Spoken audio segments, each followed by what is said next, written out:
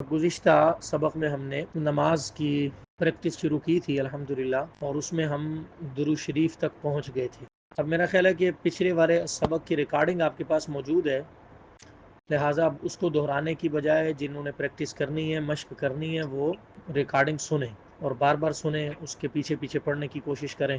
اچھا، یہ سبق ہمارا نماز کا تھا، اور نماز تقریباً ہم درود شریف سے پہلے تک پہنچ چکے ہیں۔ اب درود شریف ہے، درود شریف کی بعد کی دعائیں ہیں، اس کے بعد نماز کے بعد جو پڑھے جانے والے اذکار ہیں، جس میں تسبیح فاطمی ہے، آیت الکرسی حدیث میں اس کا ذکر آتا ہے، اسی طرح وطر کی نماز میں دعائے قنوت ہے۔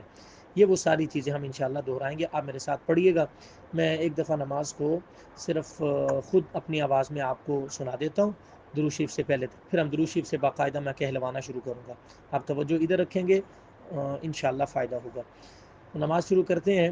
اللہ اکبر، سبحانك اللهم وبحمدك وتبارك اسمك وتعالى جدك ولا إله غيرك، أعوذ بالله من الشيطان الرجيم، بسم الله الرحمن الرحيم، الحمد لله رب العالمين الرحمن الرحيم مالك يوم الدين، إياك نعبد وإياك نستعين، اهدنا الصراط المستقيم صراط الذين أنعمت عليهم غير المغضوب عليهم ولا الضالين، آمين۔ بسم الله الرحمن الرحيم، قل هو الله أحد الله الصمد لم يلد ولم يولد ولم يكن له كفوا أحد، الله أكبر، سبحان ربي العظيم، سبحان ربي العظيم، سبحان ربي العظيم، سمع الله لمن حمده، اللهم ربنا ولك الحمد، الله أكبر، سبحان ربي الأعلى، سبحان ربي الأعلى، سبحان ربي الأعلى، الله أكبر، التحيات لله والصلوات والطيبات، السلام عليك أيها النبي ورحمة الله وبركاته، السلام علينا وعلى عباد الله الصالحين، أشهد أن لا إله إلا الله وحده لا شريك له، وأشهد أن محمدا عبده ورسوله،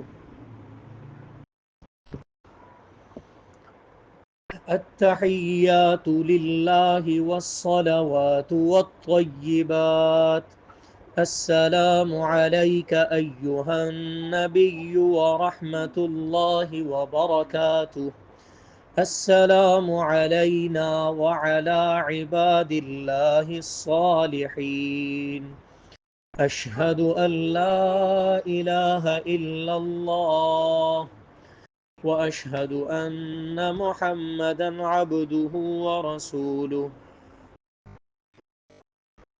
یہ تشہد ہمارا مکمل ہو گیا تھا۔ اس کے بعد جو آگے ہے وہ درود شریف پڑھا جاتا ہے نماز کے اندر۔ درود شریف کو آپ میرے ساتھ دہرائیں گے انشاءاللہ، اور کوشش کریں گے جو عام طور پر عموماً غلطیاں ہوتی ہیں درود شریف کے پڑھنے میں، اس سے ہم بچنے کی کوشش بھرپور کریں گے انشاءاللہ۔ درود شریف ہو سکے تو اس کی سلائیڈ بھی گروپ کے اندر بھیج دیجئے تاکہ اس کو پڑھنا ہمارے لیے آسان ہو جائے انشاءاللہ۔ اس کے اندر ایک دو باتیں نماز کے حوالے سے میں آپ سے عرض کر دوں۔ دیکھیے، نماز اللہ جل جلالہ کی اہم ترین عبادت ہے۔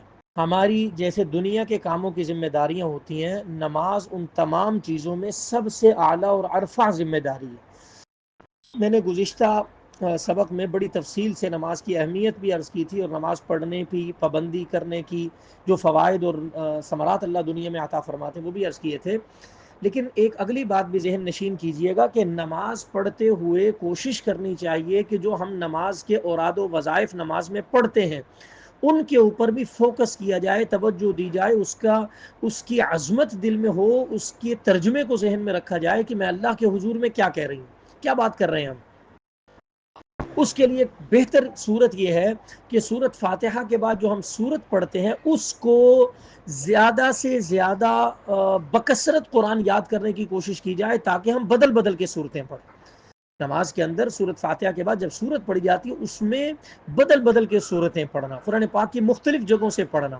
ایک تو یہ ہے کہ قرآن پاک کے مختلف جگہوں کی آیات کو یاد کرنا شروع کریں، روزانہ 2 لفظ بھی یاد کریں، 4 لفظ یاد کریں، 6 لفظ یاد کریں۔ 2 دن میں ایک آیت ہوگی، 4 دن میں ایک آیت ہو جائے گی، ہفتے کے اندر کچھ نہ کچھ تو آپ کو 3 آیتیں یاد ہوں گی، مہینے کے اندر آپ کو انشاءاللہ 30 آیتیں یاد ہو جائیں گی۔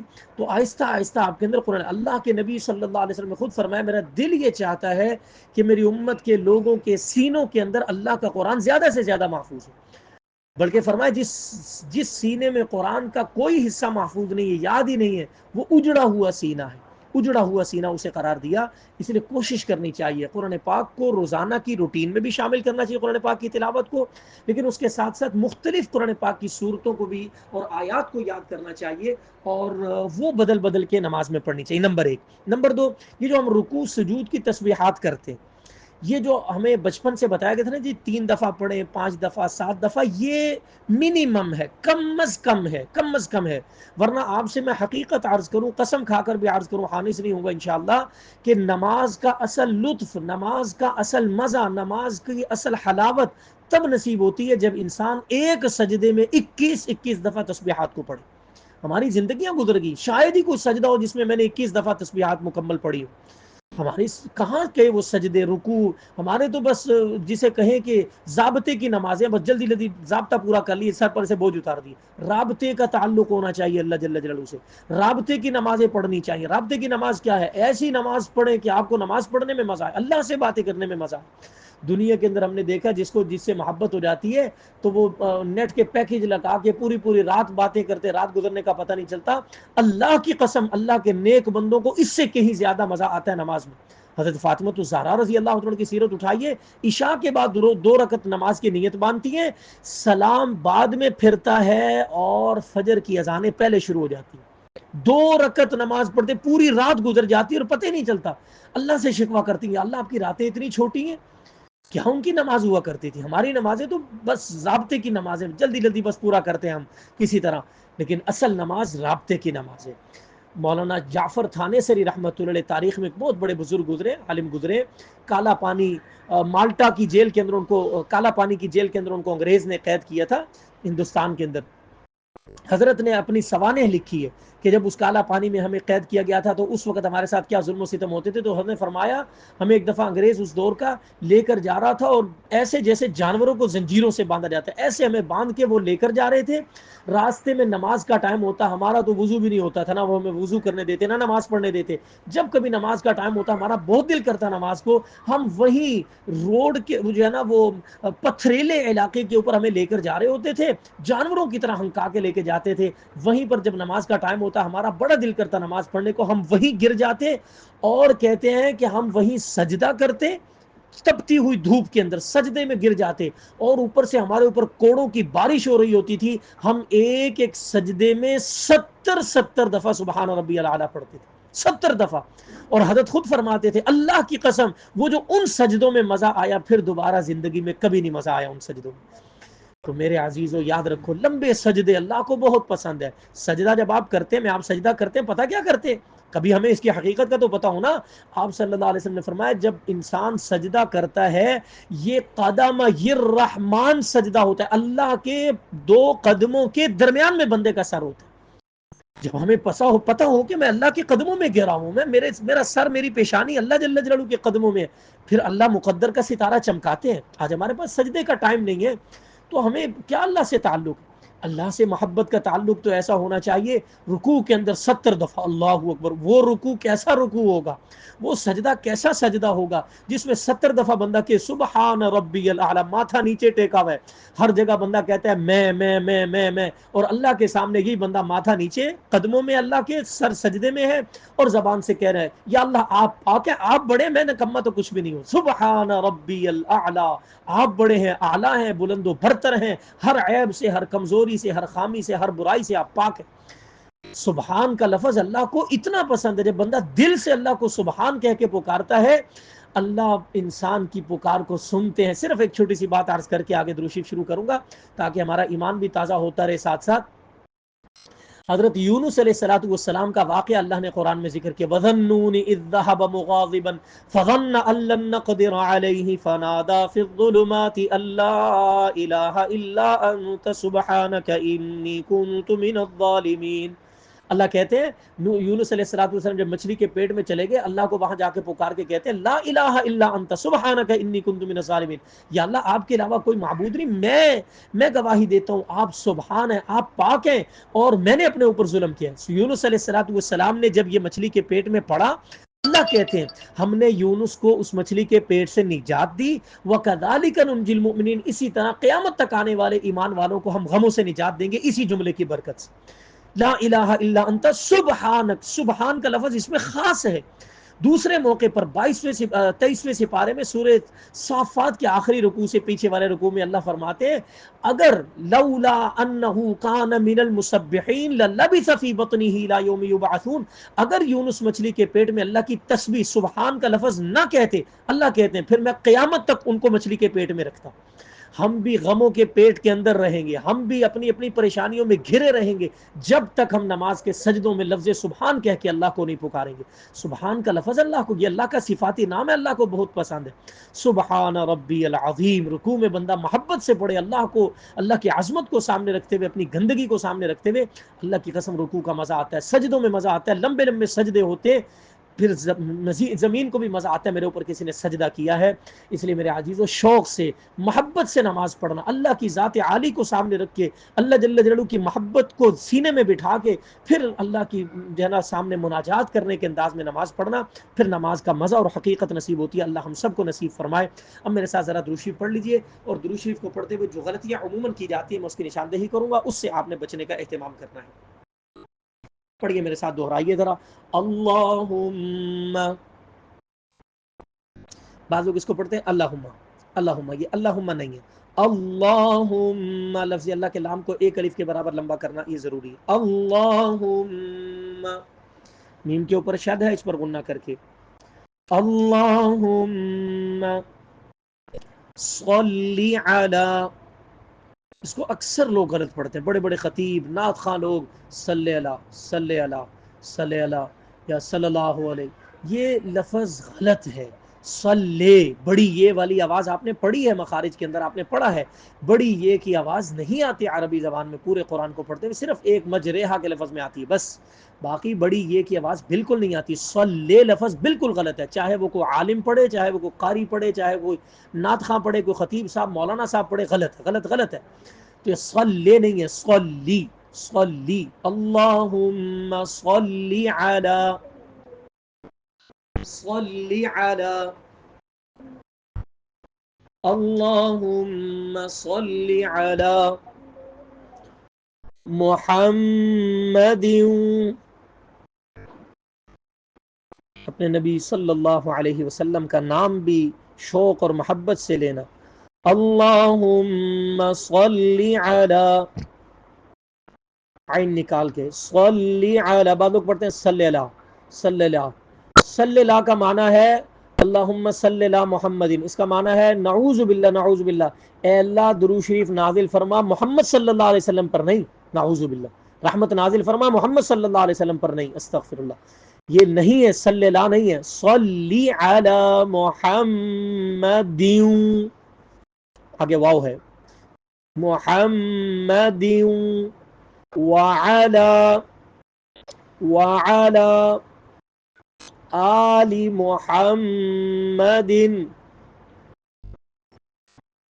وعلى آل محمد، یہاں بھی ایک بہت بڑی غلطی کی جاتی ہے، ولا علی محمد، اللہم صلی علی محمد ولا علی محمد. بعض لوگ یہ بہت بڑی غلط، اسی طرح اذان دیتے ہوئے بعض لوگ کرتے ہیں حی علی الصلاح حی علی الفلاح. یہ لا کا معنی عربی میں ہوتا ہے نہیں، علا کا معنی ہوتا ہے پر، اور لا کا معنی ہوتا ہے نہیں. صلی علی محمد ولا علی محمد کا معنی کیا ہوگا؟ یا اللہ محمد صلی اللہ علیہ وسلم پہ رحمت نازل فرما، ان کی آل پر رحمت نہ نازل فرما، ان کی آل پر نہ کرنا رحمت نازل. استغفر اللہ، کتنا غلط ترجمہ ہے. اسی طرح اذان دیتے ہوئے لوگ کہتے ہیں حی علی الصلاح، آؤ نماز نہیں ہے، آؤ کامیابی نہیں ہے. استغفر اللہ، یہ لا نہیں ہے، اعلی ہے. اعلی، لا کا معنی نہیں، اعلی کا معنی پر. وعلی آل محمد، یا اللہ محمد صلی اللہ علیہ وسلم پر بھی رحمت نازل فرما، ان کی آل اولاد پر بھی رحمت نازل فرما. وعلی آل محمد كما صليت على إبراهيم وعلى آل إبراهيم إنك حميد مجيد. اب آپ نے اس کی پریکٹس کرنی ہے، صلی کے لفظ کو ٹھیک کرنا. اکثریت کا یہ غلط ہوتا ہے. اسی طرح وعلی آل محمد، اس کو ولا آل محمد نہیں پڑھنا، بالکل معنی بدل جائے گا. پھر میرے ساتھ ایک دفعہ پورا یہ درود شریف دہرائیے، پھر اگلا پڑھتے ہیں انشاءاللہ. اللہم صلی علی محمد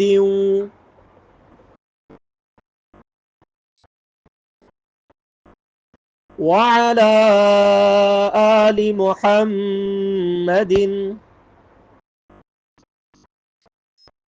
كما صليت على إبراهيم، صلیت میں لام صاد کو موٹا کر کے صلیت، صلیت علی ابراہیم وعلی آل ابراہیم انک حمید مجید. اس کی درست ادائیگی کیا ہے؟ اللہم صلی علی محمد وعلی آل محمد کما صلیت علی ابراہیم وعلی آل ابراہیم انک حمید مجید. اب آپ اندازہ لگائیے ہم نماز میں کیسے پڑھتے ہیں، اللہم صلی علی محمد وعلی آل محمد کما صلیت علی ابراہیم وعلی آل ابراہیم انک حمید مجید. اس سے کیا فائدہ ہوگا؟ اس طرح پڑھنے سے نماز میں کیا لطف آئے گا، کیا ثواب ملے گا، اللہ کے ہاں اس کا کیا مقام اور مرتبہ ہوگا اس نماز کا. اس لیے نماز کو میں نے عرض کیا ضابطے سے نکال کر رابطے کی طرف لائیے. اصول و ضوابط کی جلدی جلدی پڑھے جانے والی نماز سے نکل کر اب ذرا اللہ سے محبت کے تعلق والی نماز کو پڑھیے، اور اس تعلق کو محسوس کیجئے، اس تعلق کو اپنے اندر جذب کرنے کی کوشش کیجئے. اللہ ہمیں نصیب فرمائے. درود شریف دوسرا جو اس کا حصہ ہے اس کو بھی پڑھ لیجئے. اللہم بارک علی محمد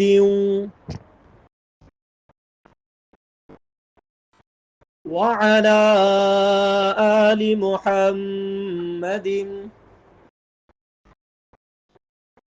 كما باركت على إبراهيم وعلى آل إبراهيم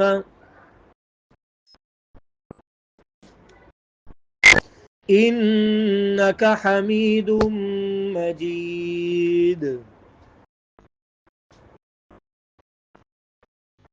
یہ درود ابراہیمی بھی کہلاتا ہے. اور یاد رکھیے تمام درود شریف جتنے ہم عام طور پر پڑھتے ہیں ان تمام درودوں میں سب سے افضل ترین درود شریف درود ابراہیمی ہے. خود آپ صلی اللہ علیہ وسلم نے صحابہ کو یہ سکھایا.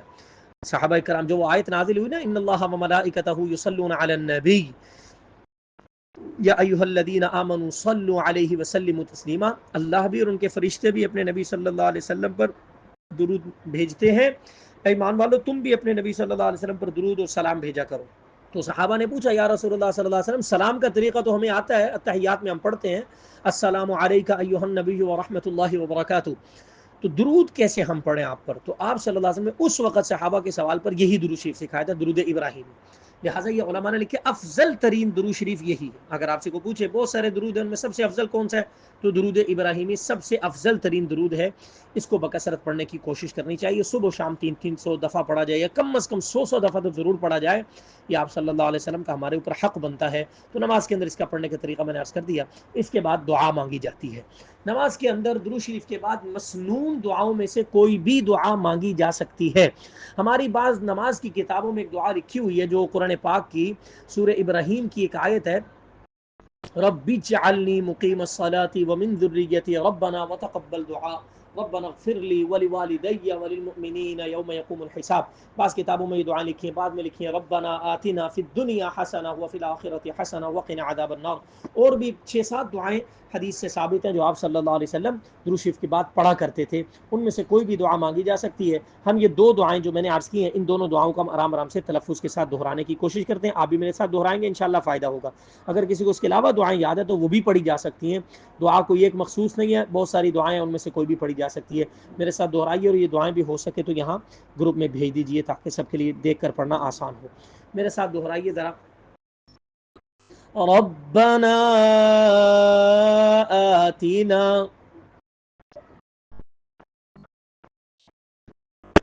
فی الدنیا حسنة وفی الآخرة حسنة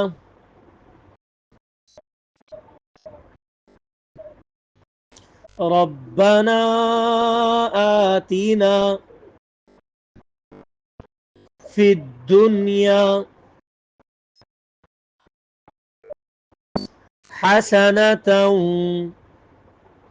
وفی الآخرة حسنة وقنا عذاب النار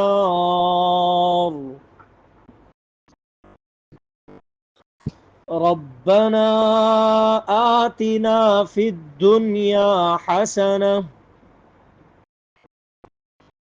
وفي الآخرة حسنة وقنا عذاب النار۔ کہ اللہ ہمیں دنیا کی بھلائیاں بھی عطا فرما دیجیے، آخرت کی بھلائیاں بھی نصیب فرما دیجیے، اور ہمیں جہنم کے آگ سے، عذاب سے بچا لیجیے۔ بہترین دعا سکھائی، اس کو مانگنا چاہیے۔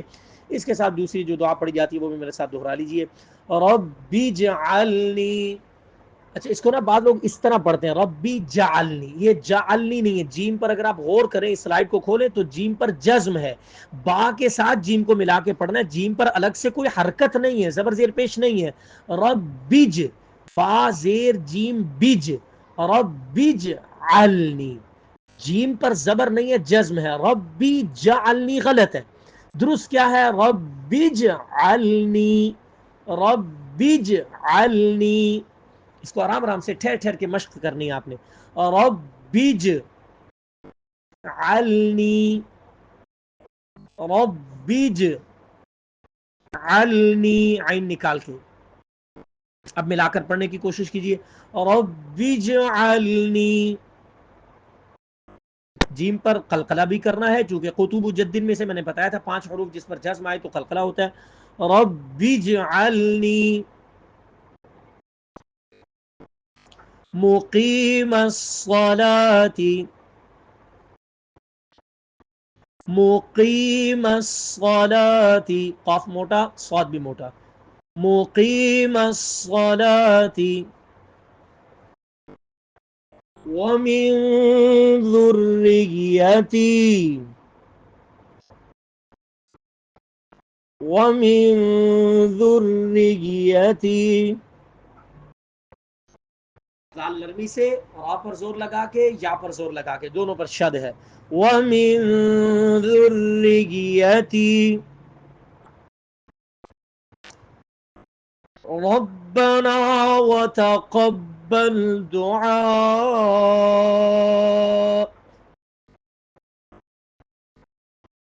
ربنا وتقبل دعاء.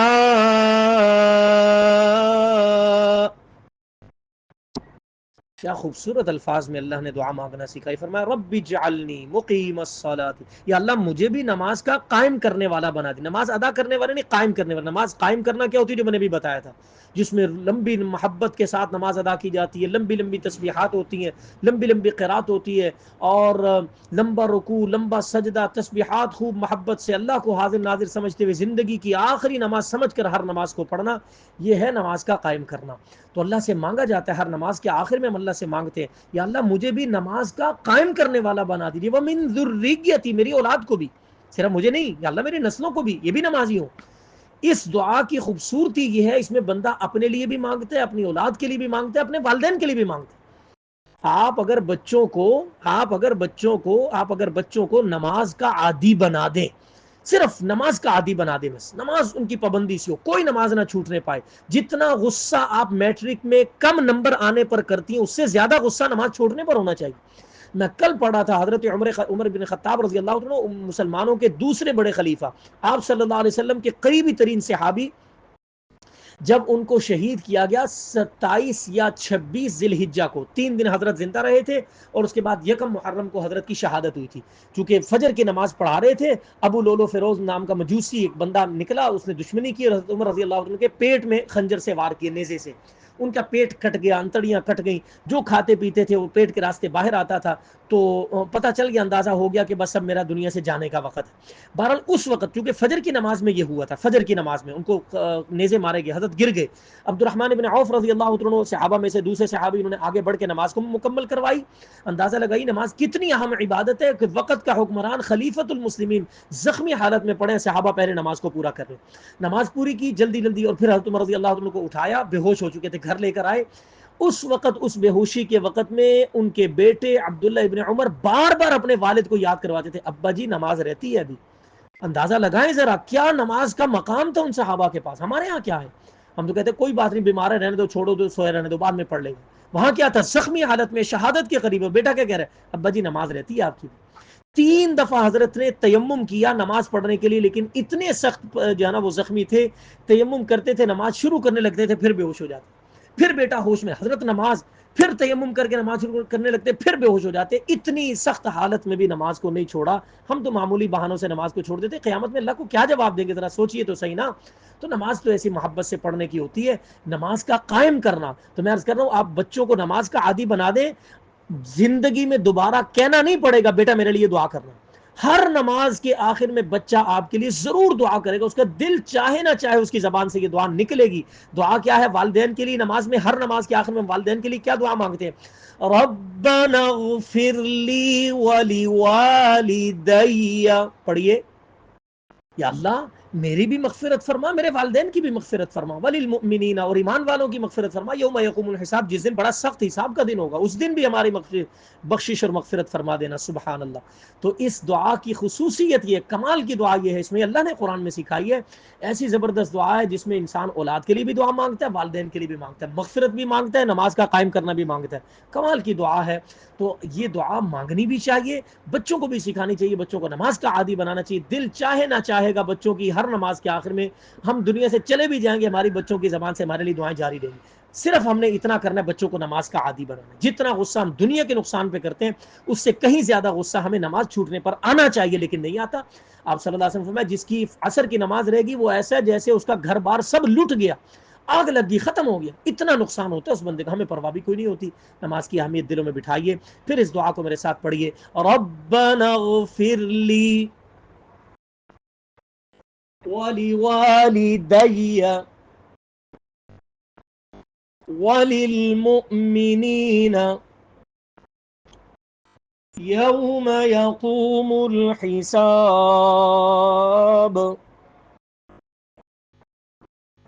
رَبِّ اجْعَلْنِي مُقِيمَ الصَّلَاةِ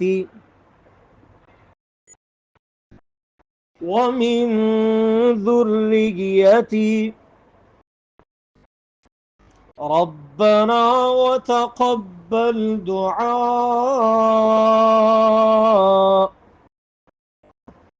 ربنا اغفر لي ولوالدي